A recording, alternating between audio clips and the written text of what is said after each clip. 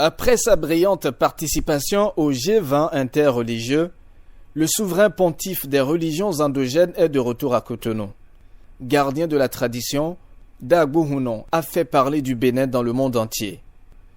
À sa descente de l'avion ce vendredi 17 septembre 2021, il a martelé que la religion endogène est une religion de paix. J'ai expliqué ce que c'est que le vaudou. C'est tout. Et le vaudou a 4 éléments. Je les ai expliqués ça. Ils sont tous contents.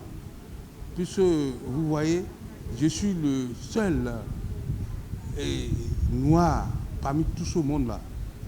Donc le vaudou a été représenté grâce à une association dénommée OSA. OSA, ça veut dire Ordre suprême des ancêtres. Là-bas, moi j'ai demandé au G20 que le continent africain aussi, ça a besoin qu'on fasse cette assemblée-là, ce forum-là en Afrique et principalement chez nous au Bénin. Les leaders religieux doivent rester ensemble, la main dans la main, pour faire respecter ce dialogue interreligieux-là, avec de sincérité.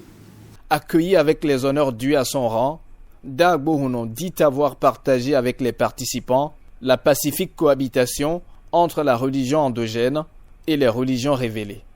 La cohabitation, c'est ça qui est important.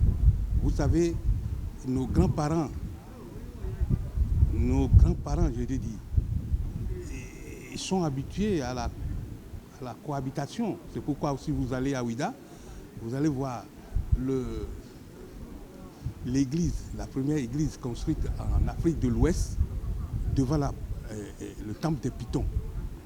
Vous irez encore un peu chez les musulmans, il y a la mosquée centrale qui a été construite à côté du temple d'Antorou. Ça veut dire du vaudou. Encore plus loin, vous avez l'église protestante qui a été en face de Lansou. C'est un vaudou qu'on appelle Lansou. Donc nos parents, nos grands-parents, il y a déjà la cohabitation.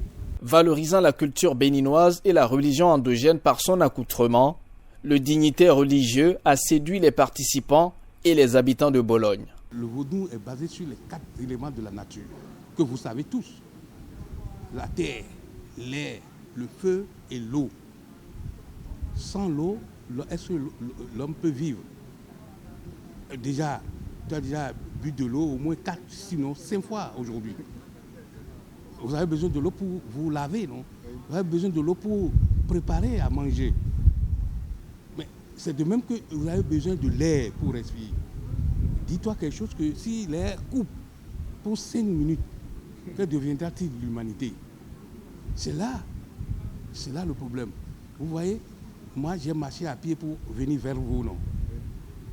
C'est la terre. La terre. Ça, c'est indispensable. Pour nous, notre problème, c'est de faire en sorte qu'il y a union entre les leaders religieux. Les leaders religieux doivent rester ensemble, la main dans la main, pour faire respecter ce dialogue interreligieux-là. Vu la contribution de la religion endogène dans le dialogue interreligieux, les autorités béninoises gagneraient en accompagnant l'ordre suprême des ancêtres, OSA.